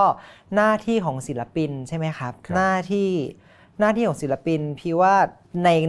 ในความเห็นส่วนตัวพี่ละกันพี่รู้สึกว่าศิลปินในมุมมองพี่รู้สึกว่าคือคนที่ออกไปแล้วสร้างความสุขแล้วก็เคารพตัวเองแล้วก็เคารพผู้ฟังด้วยมั้งครับคือยังคงมีความเป็นตัวเองอยู่ใช่ครับแต่ก็สร้างความสุขให้กับผู้ฟังด้วยใช่ด้วยในแบบของเราเองครับอีกอย่างหนึ่งที่มันมาคู่กันกับการแสดงของ PP โดยเฉพาะเวลาอยู่บนเวทีทุกวันนี้ก็ยังอย่าง Big Mountain ปีนี้ก็ขึ้นในนามแบบ PP Bilkin มีช่วง PP มีช่วง Bilkin แล้วก็มีช่วง PP Bilkin อย่างนี้ใช่ไหมครับด้วยความที่เราสนิทกับ Bilkin ด้วยเนี่ยบนเวทีบางทีผู้ชมก็อาจจะตื่นเต้นกรี๊ดกราดกับโมเมนต์ดีๆที่เกิดขึ้นใช่ไหมพี่เทียบมันเหมือนกับเราอยู่วงดนตรีเดียวกันอ่ะพี่ไม่รู้ว่ามันมีความยากลำบากไหมเผื่อวันไหนหงุดหงิดกันเหมือนนักดนตรีอ่ะบางทีทะเลาะกันแล้วต้องขึ้นไปเล่นบนเวทีอย่างเงี้ยแล้วแบบมันทำให้ทำงานยากไหมอย่างเงี้ยมีครับที่ทะเลาะกันข้างหลังแล้วออกไปข้างหน้าแล้วก็ต้องทำอะไรเงี้ยมันก็ยากนะครับถ้าพูดกันจริงๆอะไรเงี้ยมันก็มีครับมันอยู่ด้วยกันโอ้โหวันสัปดาห์นึงละ5 วันบ้าง3 วันบ้างอะไรเงี้ยมันก็ต้องมีทะเลาะกันมันต้องมีแบบความเห็นที่มันไม่ตรงกันอยู่แล้วครับผมแต่ว่าด้วยความที่จริงๆดีใจมากๆที่มีเขาที่ทำงานตรงนี้ที่เราได้คู่เขานะครับเขาโปรเฟชชั่นอลมากแล้วเราก็ต้องทำไม่ได้เขาเหมือนกันเพราะเราต้องให้เกียรติเขาเรารู้สึกว่าแบบถ้าเขายังทำได้แล้วเราทำไม่ได้เราไปงี่เง่าใส่เขาอย่างเงี้ยไม่ได้เดี๋ยวมันมาว่านะอย่างเงี้ยเดี๋ยวแพ้ไงเดี๋ยวไม่ได้เดี๋ยวไปกินมาว่าพี่ไม่ยอมมันเลยไม่เคยเกิดขึ้นใช่ป่ะมันเลยไม่เคยเกิดขึ้นครับไม่มีแอบงี่เง่าบ้างอะไรอย่างงี้ไม่มีบ้างอาจจะเป็นพีเองมั้งที่แบบกุ๊กกิ๊กแบบงี่เง่าบ้างอะไรอย่างเงี้ยแต่ว่าเขาเก่งครับโอเคอีกเรื่องหนึ่งที่อันนี้บังเอิญเพิ่งสัมภาษณ์คุณกวาง AB Normal ไปเมื่อไม่นานมานี้คุณกวางเขาเล่าให้ฟังถึงชีวิตช่วงหนึ่งที่วง AB Normal ประสบความสำเร็จมากแล้วแบบกวางเขาเรียกช่วงชีวิตของเขาช่วงนั้นว่าผีเข้าหมายความว่าเขาจะเป็นคนแบบ เหมือนเอาแต่ใจตัวเองแล้วกันเหมือนเวลาผีเข้านะก็คล้ายๆกับ rockstar syndrome อะไรอย่างเงี้ยแบบที่เขาพูดกันมีบ้างไหมหรือกลัวบ้างไหมว่ามันจะเกิดสิ่งนั้นกับเราเพราะว่าจริงๆแล้วเนี่ยสิ่งที่เกิดขึ้นจังหวะชีวิตของ PP เนี่ยสุ่มเสี่ยงต่อการเกิดสิ่งนั้นมากเลยนะหรือจะเกิดไปแล้ว อันนี้ไม่รู้ไงคือหมายความว่ามันประสบความสำเร็จเร็ว ครับ อย่างต่อเนื่องเลยตุ้มกลัวไหมว่าจะเป็นเช่นนั้นหรือว่ามีวิธีคอยเช็คตัวเองไหมว่าเป็นหรือยังครับ มีคนเตือนนะครับมีคนพูดอยู่เสมออะไรอย่างเงี้ยพี่ว่าคือเราก็พยายามมาหาว่าจริงๆแล้วทำไมเราถึงคือพี่ว่าพี่กับทีมพี่โชคดีที่พี่มีทีมตรงนี้ด้วยแหละที่คอยพูดคอยสอนคอยบอกอะไรพี่ตลอดเวลาคือจริงๆอ่ะบางเรื่องอะไรเงี้ยบางคนอาจจะมองว่าทำไมเอาแต่ใจจังทำไมอยากจะได้คอนดิชัน1-10เนี้ยพี่เลยต้องหาเหตุผลมาซัพพอร์ตว่า1-10นี้พี่อยากได้เพราะอะไรเพื่ออะไรแล้วถ้าพี่ได้เหล่านี้คือพี่ไม่ได้ทำเพื่อตัวใช่ส่วนหนึ่งในนั้นพี่ทำเพื่อตัวพี่เองแต่มันคือคอนดิชันนี้ที่มันจะทำให้งานมันออกมาดีด้วยเราก็ต้องหาเหตุผลในการอธิบายให้เขาฟังให้ได้ครับว่าจริงๆแล้วเราอยากได้อันนี้เพราะอะไรเราไม่อยากได้เพราะอะไรถ้ามันไม่ make sense พี่พูดมาได้เลยว่าถ้ามันไม่ make sense เพราะอะไรถ้ามันอย่างนี้แล้วมันจะคนจะอะไรยังไงเราก็จะคุยกันตลอดอะไรเงี้ยครับผมคือเรามีทีมที่ดีด้วยเราก็เลยทำงานกันได้โฟล์ด้วยมั้งครับในคอนดิชันที่ก็ยังพอเป็นไปได้ด้วยไม่ใช่แบบโอ้ตายแล้วตื่นมาพี่ต้องกินน้ำแบบอะไรแบบน้ำนี้สีน้ำอะไรเงี้ยเราก็จะไม่ใช่ไงเราก็จะแบบพี่ก็จะพยายามดูแลตัวเองถ้าพี่อยากจะกินสีน้ำพี่สั่งเองไม่จำเป็นให้ต้องใครมาเตรียมอะไรให้เพราะว่าถ้าพี่อยากจะมีคอนดิชันพวกนี้พี่ก็ต้องรับไว้เองเพราะมีความรับผิดชอบพี่เองอะไรอย่างเงี้ยคือพี่เคยเจอแบบว่า ไรเดอร์ของศิลปินระดับโลกที่แบบในห้องแต่งตัวต้องมีโซฟาที่เป็นลายดอกไม้ดอกนี้เท่านั้นจุดเทียนกลิ่นนี้เท่านั้นเรายังไม่ไปเบอร์นั้นใช่ไหมถ้าพี่อยากจะถ้าสมมติตัวพี่เองพี่อยากจะมีดอกไม้โซฟาแบบพี่ต้องซื้อเองอยากได้ก็เอามาเองอยากได้ก็เอามาเองอยากได้ก็ขนมาเองเลยจ้างรถบรรทุก6 ล้อก็ได้พกห้องน้ำติดตัวมาตลอดเวลาก็เนี่ยเห็นไหมครับทุกคนก็เนี่ยสุดท้ายพี่ว่ามันมีได้ครับหมายความว่ามันอาจจะถ้าพี่พูดตรงแบบถ้าพี่พูดใช่ไหมถ้าพี่ไม่ได้ขี้พี่ทำงานไม่ได้ อันนี้จริงๆครับผมว่าก็เหมือนกับทุกคนแหละครับฮะผมว่าเป็นเรื่องปกติอะไรอย่างเงี้ยคือต้องขอห้องน้ำที่ดีหน่อยก็ต้องจัดการตัวเองอะไรอย่างเงี้ยครับผมก็รับผิดชอบเองเพราะว่าคอนดิชันต่างๆเนี่ยบางคนอาจจะมองว่ามันเป็นเรื่องเล็กก็แบบทำไมแค่นี้ก็ไม่ได้เรื่องมากปะเนี่ยผมมันเอฟเฟกต์เยอะนะครับถ้าพี่ไม่ได้ขี้พี่หงุดหงิดนะอันนี้สำคัญจำไว้นะอย่าให้พี่ไม่ได้ขี้เป็นอันขาดใช่พี่เนี่ยถามทีมงานนะถ้าพี่ไม่ได้ขี้เป็นไงฮะใช่ถ้าพี่ไม่ได้ขี้เหมือนพี่บีบโดนบีบคอปวดท้องมันก็ธรรมดาอันนี้คือทุกคนมันก็ต้องมันก็ต้องขี้ครับเป็นเรื่องปกติณวันนี้ตอนนี้เราก็นาดาวปิดตัวลงนะฮะแล้วก็มีบริษัท PP Grid Entertainment นะฮะคือเนี่ยนั่งฟังมาถึงตอนนี้ขนาดจะไปเรียน acting ยังไม่อยากไปเรียนเลยการตั้งบริษัทขึ้นมาโอ้โหนี่มันเรื่องใหญ่มากเลยนะมันใหญ่มันตัดสินใจอยู่นานไหมแล้วนี่มันเหมือนแบบมันเบี้ยวมันจะขี้เกียจก็ไม่ได้เพราะที่บริษัทเราเองด้วยไม่ได้ครับมันคิดยังไงคือการตัดสินใจครั้งนี้ถ้าถามว่าความคิดเมื่อก่อนมันอาจจะเป็นเพราะว่าเราอยู่ในสภาพเด็กนักเรียนด้วยมั้งครับนักศึกษาที่เรามีหน้าที่คือเรียนหนังสือแล้วงานเสริมของเราคือการไปทำอะไรพวกนี้มั้งครับแต่ตอนนี้มันไม่มีอะไรตรงนั้นแล้วสิ่งที่เราโฟกัสคืองานนี่คือหน้าที่ของพี่และนี่คือสิ่งที่พี่ต้องรับผิดชอบพี่มันเลยทำให้ความสนุกมันน้อยลงตรงที่ว่าพอมันเป็นการที่เราไปทำเป็นงานเสริมเราจะรู้สึกว่าเราจะเอนจอยกับมันเราจะแฮปปี้กับมันอะไรเงี้ยแต่พอตรงนี้มันคือความรับผิดชอบที่พี่ต้องโฟกัสเพราะว่าพี่มีทีมงานพี่มีพนักงานของพี่ละที่พี่ต้องแบกแล้วพี่มีหน้าที่ที่พี่ต้องทำเยอะมากๆที่จะประคองบริษัทนี้ไปอะไรเงี้ยมันเลยเป็นความเครียดมั้งครับถามว่าความสนุกความจอยยังมีไหมในการทำก็มีแหละครับเพราะเราก็เลือกอะไรที่เราจอยอยู่แล้วอะไรเงี้ยแต่มันก็มีความเครียดมากขึ้นอะไรเงี้ยมั้งครับผมที่มันทำให้แบบก็ไม่คิดเหมือนกันว่า23จะต้องมานั่งแบบทำบริษัทแล้วก็มาบริหารอะไรอย่างเงี้ยครับผมนั่นสิครับตอนนี้เวลาประชุมเราประชุมนานไหม6 ชั่วโมง11 ชั่วโมงไหมประชุมของเรา40 นาทีต้องจบค่ะอันนี้คือนโยบายข้อ1ของบริษัทนี้นโยบายข้อที่1เพราะว่าก็พีนี่แหละที่ไม่สามารถฟังต่อได้ละเพราะว่าสมาธิหลุดละอะไรอย่างเงี้ยครับผมเราต้องมีภาระอื่นเพิ่มเติมแล้วใช่ไหมถ้าเป็นแต่ก่อนก็แค่รับผิดชอบเรื่องการแสดงเรื่องการร้องเพลงอะไรก็ว่าไปพบปะสื่อมวลชนแต่ตอนนี้มันมีความเป็นนักผู้บริหารอยู่ในนั้นด้วยใช่ไหมเราแฮปปี้ไหมกับหน้าที่ใหม่บทบาทใหม่ ก็โอเคนะครับผมเหมือนเราได้มีโอกาสได้ทำแบรนด์เสื้อผ้าของตัวเองมาก่อนหน้านั้นแล้วด้วยเราเลยรู้ว่าจริงๆแล้วมันควรจะต้องโฟกัสจุดไหนอะไรยังไงแล้วเราเริ่มมีซิสเต็มในระบบไอ้เสื้อผ้าที่เราทำมันเนี้ยมันเลยทำให้รู้ว่าจริงๆเราควรจะมีทีมแบบไหนที่จะดูแลอะไรแล้วเราจะมีหน้าที่อะไรบ้างเราจะได้แบ่งหน้าที่เราชัดเจนเลยทำให้การบริหารต่างๆมันไม่มาสเปะสปะไม่ใช่ว่าแบบเพราะว่าตัวพี่เองพี่อยากให้ถ้ามีทีมพี่อยากให้ทีมพี่คิดมาเลย 1-10 พี่ไม่ให้ที่เลือกว่า 1-10 พี่ไม่เอาอะไรเพราะอะไรพี่ต้องมีเหตุผลให้เขาด้วยนะครับว่าเพราะอะไรแล้วพี่ก็จะบอกเขาไปว่าพี่อยากได้อะไรให้มันเคลียร์เลยมันจะได้จบอะไรเงี้ยมันคือขั้นตอนการทำงานอย่างงี้มั้งครับที่เราพอเรามีประสบการณ์กับทีมเสื้อผ้าเรามาแล้วเราเลยมาทำทีมตรงเนี้ยพี่กิจเอนเตอร์เทนเมนต์เนี่ยได้ง่ายมากขึ้นและเราก็พยายามเลือกคนที่เราปรับจูนเข้ากันด้วยแบบว่าอยู่แล้วอะไรเงี้ยครับผมมันก็เลยทำให้การทำงานมันโฟล์แล้วมันไปในเดเรคชันเดียวกันมั้งครับมันเลยทำให้แบบทุกอย่างมันดูแบบตรงไปแบบง่ายๆด้วยอะไรเงี้ยแต่เครียดนะครับเพราะมันสุดท้ายมันก็เป็นพีที่ตัดสินใจเฟลขึ้นมาพีก็เป็นพีที่เฟลอะไรเงี้ยซึ่งพอเป็นอย่างนี้พอจะบอกได้ไหมว่าเอาจริงแล้ว 100% เราอยู่ในเส้นทางนี้แน่ๆไม่เปลี่ยนอาชีพแล้วเรากำลังจะเป็นเราเป็นแล้วไม่ใช่กำลังจะเป็นเราเป็นศิลปินทำงานบันเทิง 100% ใช่ไหมถ้าถามว่าณตอนนี้ ใช่ไหมครับผมก็ไม่ได้ทำอย่างอื่นนะ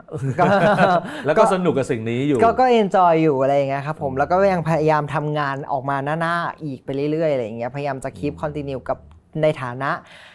นักแสดงศิลปินคนหนึ่งอยู่ครับผมถ้าถามตอนนี้ก็คือ 100%พีโฟกัสที่ตรงนี้ครับแต่ถามว่า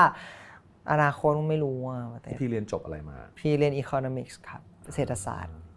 คราวนี้เนี่ยพอPP ก็มี PP Grid Entertainment ใช่ไหมบิลกินแล้วก็มีบริษัทของเขาใช่ไหมมันแปลว่าการทำงานร่วมกันมันก็อาจจะค่อยๆน้อยลงหรือเปล่าหรือไม่เกี่ยว PP Grid กับ Bilkin Entertainment ที่จริงมีทีมงานเดียวกันครับเป็นทีมงาน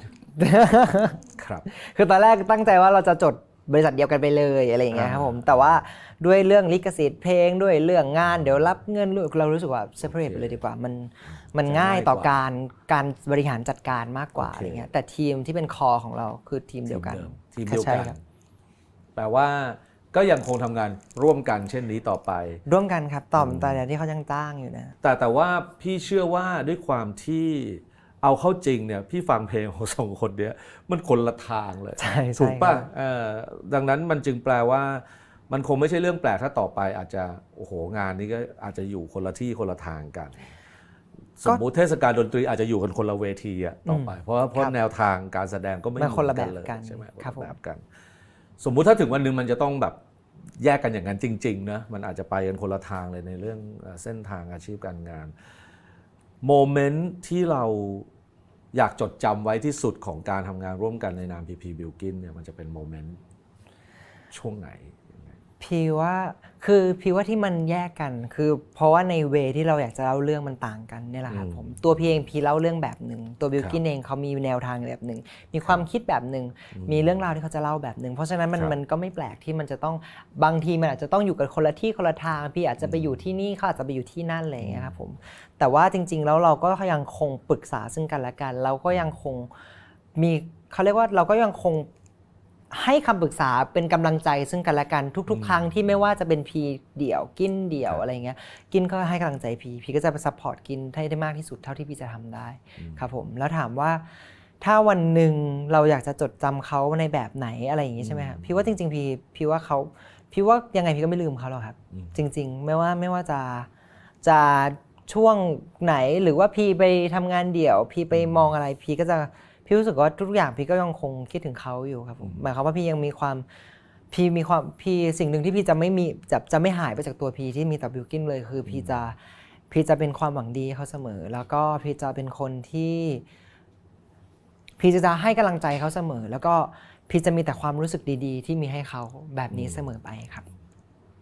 ทุกวันนี้อะไรคือสิ่งที่สำคัญที่สุดในชีวิตของพีครับพาร์ทหนึ่งก็ยังคงพาร์ทหลักของพี่เลยคือครอบครัวอยู่แล้วครับครอบครัวยังเป็นสิ่งที่สำคัญที่สุดของพี่อยู่ครับผม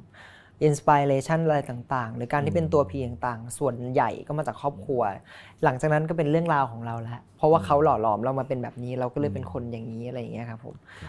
ครอบครัวเป็นส่วนที่พี่โฟกัสมากๆส่วนหนึ่งครับพี่ก็ยังอยากจะเป็นคนที่เป็น คนคนหนึ่งที่ดูแลครอบครัวได้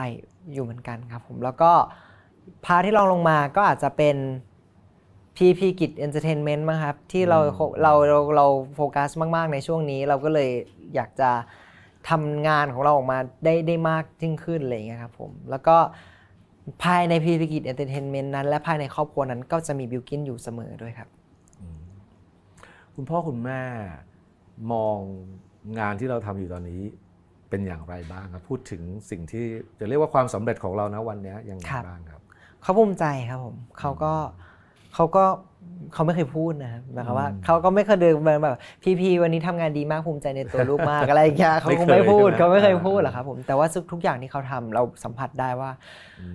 เขาภูมิใจกับเรามากแล้วก็เขารู้สึกเขายินดีกับเรามากอะไรอย่างเงี้ยครับผมเขาร้องเพลงเราได้ไหมเขายังเต้นเพลงหนูเลยล่าสุดงงมากอย่างเงี้ยคุณแม่อะไรอย่างเงี้ยครับผมเขาก็ทำอะไรอย่างเงี้ยน่ารักครับเขาซัพพอร์ตเราเต็มที่มากๆเขาไม่เคยแบบสั่งให้เราหยุดหรือสั่งให้เรามีแต่เขาเดินมาบอกว่าเยอะขนาดนี้พักผ่อนบ้างนะเธอตัวเธอเองเธอจะไม่ไหวเธอเข้าออกโรงพยาบาล2 อาทิตย์ครั้ง3 อาทิตย์ครั้งอย่างเงี้ยมันแก่ไปแล้วเธอจะทำยังไงอะไรอย่างเงี้ยมีเตือนอะไรอย่างเงี้ยมาบ้างแต่ที่เหลือเขาไม่เคยไม่สนับสนุนพี่เลยคือเขาสนับสนุนพี่ทุกเรื่องไม่ว่าจะเป็นชุดคอนเสิร์ตอันยองอย่างเงี้ยครับพี่แบบพี่ให้พี่สไตลิสต์มาฟิตติ้งที่บ้านอย่างเงี้ยพี่ลงไปให้หม่าดูก็ดูไปงั้นแหละแบบลงไปนี่ใส่อันนี้นะบอกดีเอาลงมาก่อนนี้เขาต้องเห็นตรงนี้เขาอุตส่าห์ทำเสื้อนี้มาจะได้เห็นเส้นนี้อะไรอย่างเงี้ยเนี่ยคุณพ่อคุณแม่น่ารักครับโอเคพี่เป็นคนฝันร้ายบ้างไหมบ่อยปะฝันร้ายบ้างไหมฝันร้ายบ้างครับภาพฝันร้ายอะไรที่มันแย่มากจนเราไม่อยากให้เกิดขึ้นจริงอ่ะพี่ว่ามันคือความผิดหวังมั้งครับส่วนใหญ่ในฝันร้ายนั้นมันจะเป็นความผิดหวังทั้งหมดอะไรเงี้ยที่พี่ไม่อยากจะให้มันเกิดขึ้นอะไรเงี้ยไม่ว่าจะเป็นเรื่องความรักไม่ว่าจะเป็นเรื่องครอบครัวไม่ว่าจะเป็นเรื่องงานอะไรเงี้ยส่วนใหญ่พี่เป็นคนเครียดเรื่องพี่กลัวคือพี่กลัวว่าแบบพี่จะทำมันได้ไม่ดีพอมันก็คือผิดหวังนะครับผิดหวังกับตัวเองพี่กลัวว่าพี่จะผิดหวังกับสิ่งที่พี่คาดหวังไว้ครับตอนนี้ยังเป็นอย่างนั้นอยู่ยังกลัวว่าจะทำได้ไม่ดีพอก็ยังปล่อยไปไม่ได้ครับผมเพราะรู้สึกว่าในคุณภาพของเรายังไม่ได้พิสูจน์ตัวเองมากพอเลยถึงทุกคนอาจจะคิดว่าแบบเนี่ยคือจุดที่ยูพิสูจน์ตัวเองมาถึงขนาดนี้นะเธอถึงไม่ได้ตรงนี้อะไรอย่างเงี้ยสำหรับพีไม่รู้ด้วยซ้ำว่าพีอยู่ตรงไหน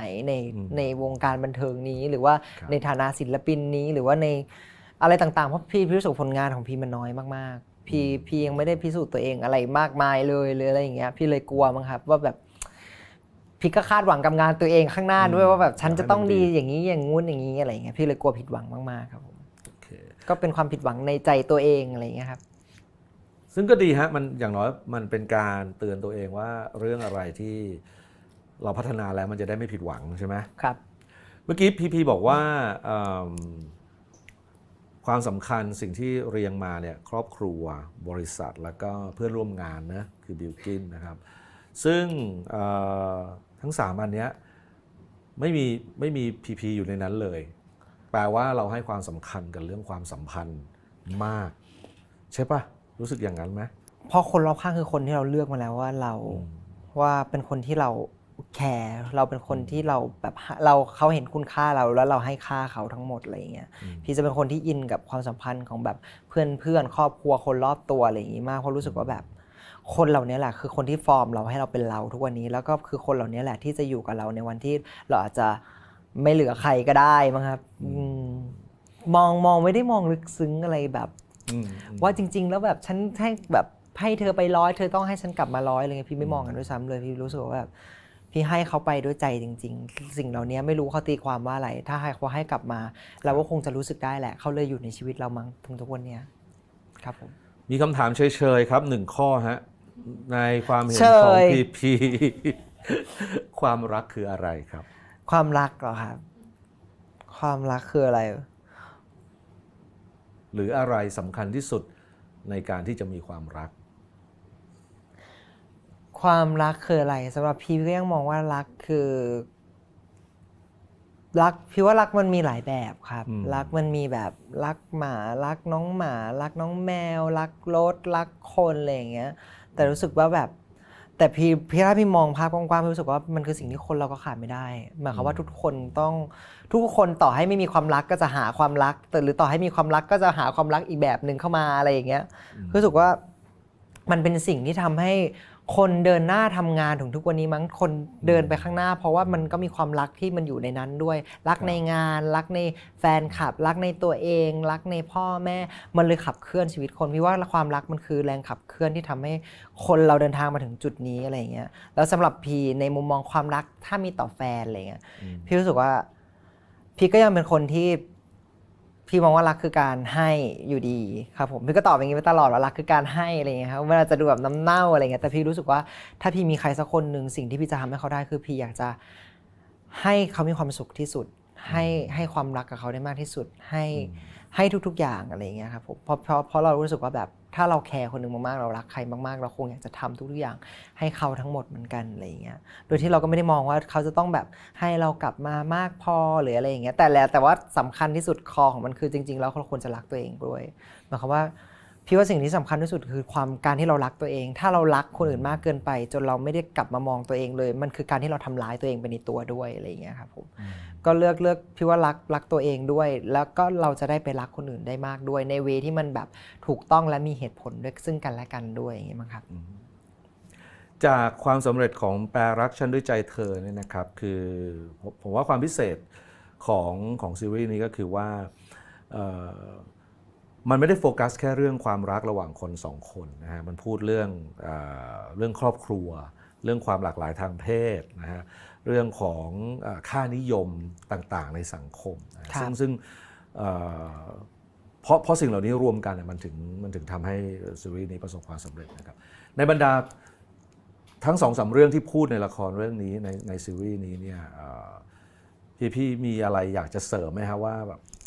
โดยเฉพาะมันเป็นเรื่องที่ปัจจุบันนี้ในสังคมเราพูดกันเรื่องนี้กันมากขึ้นแต่ก่อนมันเป็นเรื่องซับซ้อนมากอะที่จะพูดเรื่องแบบนี้ได้อย่าว่าแต่ในซีรีส์เลยอ้อมใช่แค่จะนั่งคุยกันยังไม่กล้าคุยกันเลยแต่ทุกวันนี้เราคุยเรื่องนี้ก็ได้เต็มที่อันนี้พี่มีมุมมองต่อเรื่องเหล่านี้ยังไงบ้างครับคือ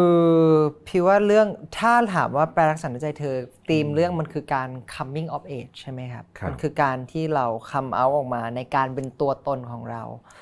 พี่มองว่าทุกวันนี้มันก็ยังเป็นเรื่องที่พี่ว่าเป็นเรื่องแบบเรื่องความคิดเห็นส่วนตัวมากเลยอะส่วนบุคคลมากๆที่แล้วแต่คนเลยจริงๆว่าเขาจะอยากจะทำอะไรถ้าสมมุติเขาจะก้าวข้ามผ่านเรื่องนั้นมันมีหลายวิธีมากพี่ว่ามันเป็นเรื่องแบบทัศนคติส่วนตัวของเขามันอาจจะต้องใช้เวลาเป็น10 ปีบางคนกว่าจะพูดออกมาได้ว่าฉันชอบแบบนี้ฉันอยากทำแบบนี้อะไรอย่างเงี้ยพี่รู้สึกว่าสิ่งที่เราควรที่จะมีให้กันนะตอนนี้คือการที่จะเคารพการตัดสินใจของเขามากกว่าครับผมว่าไม่ว่าเขาจะเคารพไม่ว่าเขาจะออกมาว่าเขาเหมือนที่พี่บอกว่าฉันพอใจว่าฉันจะตูดใหญ่ ก็เป็นการที่เขาเคารพตัวเองแล้วเขาให้เกียรติตัวเองไงครับเราก็ควรจะเคารพและให้เกียรติเขาเหมือนกันมันน่าจะเป็นธีมองค์ประมาณนี้มั้งครับผมมันคือการเคารพซึ่งกันและกันในฐานะเพื่อนมนุษย์และคนที่อยู่ด้วยกันในสังคมเราควรจะให้เกียรติซึ่งกันและกันแล้วก็รับฟังความคิดเห็นส่วนรับฟังความคิดเห็นส่วนตัวของเขาด้วยและนำกลับมาคิดด้วยหรือว่าถ้าจะไม่ฟังก็แล้วแต่อะไรอย่างเงี้ยครับผมมันคือการที่เราเนี่ยแหละครับมันคือพี่ว่าบทคือการเคารพการตัดสินใจของซึ่งกันและกันครับเรามาถึงคำถามข้อสบายๆข้อนี้ฮะได้ครับสมมุติให้นึกภาพวันในฝันของพี่วันที่แบบวันที่ดีที่สุดวันนั้นมันเป็นยังไงฮะวันในฝันของพี่แต่สมมุติถ้าของพี่นะวันในฝันของพี่คือนอนดูหนังที่บ้านทั้งวันนะฮะนี่คือวันในฝันวันในฝันของพี่ล่ะครับโอ้มันคงเป็นอะไรที่แบบทางโลกทางธรรมมากเลยมั้งถ้าสมมติเป็นวันในฝันของพี่นะครับพี่รู้สึกว่ามันคงเป็นวันที่พี่ตื่นขึ้นมาแล้วพี่ไม่ต้องเครียดแล้วพี่ไม่มีอะไรต้องกังวลเลยพี่อาจจะไปอยู่ที่ไหนก็ได้พี่อาจจะแบบตื่นมาในทะเลก็ได้แล้วพี่มองออกไปแล้วพี่ไม่ต้องคิดอะไรเลยทุกอย่างมันโล่งไปหมดแล้วพี่ไม่ต้องกังวลอะไรพี่ไม่มีความคิดว่าวันนี้พี่จะต้องทำอะไรหรือจะต้องยังไงแต่มันจะเป็นวันที่พี่รู้สึกว่าเนี่ยวันนี้มั้งคือวันในฝันที่ทุกอย่างมันสบายไปหมดแล้วอะไม่มีอะไรที่เราต้องกังวลแล้วอะไรอย่างเงี้ยครับผมแปลว่าอะไรแปลว่าทุกวันนี้มีเรื่องให้กังวลเยอะมากมันก็ต้องมีนะหมายความว่าแบบพรุ่งนี้จะทำงานกี่โมงอันเนี้ยก็เรากังวลแล้วไป เป็นเรื่องเล็กๆน้อยๆอะไรเงี้ยแต่อยากจะตื่นมาสักวันหนึ่งที่เราไม่ต้องคิดอะไรไปเลยแบบทุกวันนี้รู้สึกว่าตัวเองทำงานหนักไปบ้างไหมทำงานหนักไปบ้างไหมก็อาจจะมีบ้างมีบางช่วงนะครับที่เราก็ตัดสินใจเองด้วยแหละมันเป็นการตัดสินใจเราก็ต้องรับผิดใช่ครับผมเพราะว่าเหมือนเราอะสมมติเหมือนที่พี่เลือกไป Paris Fashion Week พี่รู้ว่า10วันนั้นน่ะพี่ต้องไปทำงานอยู่ดีแต่ว่าใน10วันนั้นเราคือเสียเวลาที่เราจะไม่ได้ทำงานในไทยเลยนะเราจะไปทำงานโฟกัสที่ต่างประเทศเพราะฉะนั้นงานทั้งหมดอัดมาข้างหน้ามันก็ข้างหลังแต่เราตัดสินใจแล้วว่าเราจะรับแล้วเราจะไปเพื่อแลกสิ่งนั้นมาเราก็ต้องทำทั้งหมดมันก็ต้องเลือกแลกกับการที่เราได้นอนน้อยๆไปสัก 2-3 เดือนอะไรอย่างเงี้ยครับ2-3 เดือนเท่านั้นเองสบายมากคำถามนี้อาจจะให้คิดอย่างนี้เนื่องจากคำถามนี้ส่วนใหญ่มันเหมาะกับผู้ที่อาจจะมีประสบการณ์มากกว่านี้สักหน่อยพี่เพิ่งอายุ23เองใช่ครับคำถามนี้อาจจะโหดไปแต่ว่าให้ถือซะว่าอย่างนี้อีกสัก10 ปีเราอาจจะมาตอบคำถามนี้กันอีกรอบนึงคำตอบมันอาจจะเปลี่ยนไปก็ได้คำถามนี้คือคำถามประจำรายการของเราก็คือจนถึงวันนี้อะไรคือบทเรียนที่สำคัญที่สุดในชีวิตของพีพีครับ23 ปีแรก23 ปีแรกบทเรียนที่สำคัญที่สุดของพี่แล้วครับวิชาภาษาไทย ทำไมฮะยังไงเปล่าครับวันนี้ตอบไปก่อนก็คิดไม่ออกเลยตอบเร็วๆให้เวลาไม่เป็นไรบทเรียนที่สำคัญที่สุดแล้วแต่วิชาภาษาไทยก็สำคัญนะ พี่ว่าถ้าถามว่าพี่ตอนนี้ใช่ไหมบทเรียนที่สำคัญที่สุดของพี่คือการที่พี่กล้าที่จะเอาชนะความกลัวของตัวเองบางเรื่องมั้งครับที่เราก็กลัวมาตั้งแต่เราป.อะไรก็ไม่รู้อะไรอย่างเงี้ยแล้วพี่กล้าขึ้นมาเรื่อยๆกล้าทำมันมาเรื่อยๆแล้วก็โฟกัสที่ความสุขของตัวเองมั้งครับเป็นหลักอะไรเงี้ยมันเลยทำให้พีเป็นพีทุกวันนี้มันเลยเป็นบทเรียนที่ทำให้พีกล้าที่จะเป็นตัวพีแบบเป็นที่เป็นพีทุกวันนี้แล้วก็พีมีความสุขที่พีจะเป็นแบบนี้ด้วยครับในฐานะของคนที่เผชิญหน้ากับสิ่งนั้นเนี่ยการสู้กับความกลัวของตัวเองเนี่ยคือสำหรับบางคนเนี่ยที่ยังมาไม่ถึงตรงนี้เขาอาจจะรู้สึกว่าก็มันคือสิ่งที่ฉันกลัวไงฉันถึงไม่สู้ไงมันมีเคล็ดลับอะไรหรือมันมีเทคนิคอะไรที่จะแชร์ได้เปล่าว่าจริงๆมันก็ไม่ผิดเลยนะครับที่เขาจะกลัวหรือเขาผิดที่เขาจะรู้สึกว่าฉันจะกลัวแล้วจะไม่กล้าอะไรเงี้ยพี่ว่ามันไม่ผิดเลยมันไม่มีกรอบอะไรมาบอกแล้วว่าเธอควรจะทำอย่างนี้สิเธอถึงจะมีความสุขอะไรเงี้ยมันมาบอกกันไม่ได้อยู่แล้วแต่พี่รู้สึกว่าแค่เคารพตัวเราเองแล้วก็เคารพความรู้สึกของตัวเองให้มากพอที่สุดแล้วก็อยากจะทำอะไรก็ตัดสินใจทำอยู่ในกรอบที่อยู่ในเหตุผลอยู่ในศีลธรรมอยู่ในความสุขอะไรอย่างเงี้ยครับผมมองตัวเองดีกว่าเคารพความรู้สึกตัวเองให้มากๆว่าถ้าเราไม่โอเคก็บอกไปว่าไม่โอเคถ้าเราโอเคแล้วก็โอเคแล้วทำยังไงให้มันจะดีขึ้นคือโฟกัสที่ตัวเองเคารพการตัดสินใจของตัวเองแล้วก็รักตัวเองให้มากๆครับมันทุกอย่างมันจะมีความสุขเองพี่ว่าครับ